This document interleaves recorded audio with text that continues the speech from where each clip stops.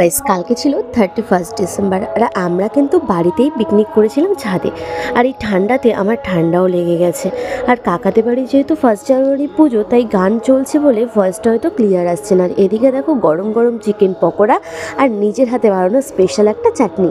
আর এদিকে দেখো পিকনিকের রান্নাবান্না তো অলরেডি শুরু হয়ে গেছে। আর আজকের মেনুতে ছিল কিন্তু চিকেন কষা, ফ্রাইড রাইস, মুড়ো ঘন্টর ডাল, সাথে কিন্তু বেগুনি, আর শেষ পাতে কিন্তু মিষ্টি ছিল। তোমরা কারা কারা 31 ডিসেম্বরে এরকম পিকনিক করছো অবশ্যই কিন্তু আমাকে কমেন্ট করে জানিও। তোমাদের সবাইকে জানাই হ্যাপি নিউ ইয়ার, নতুন বছরটা সবার খুব ভালো কাটুক।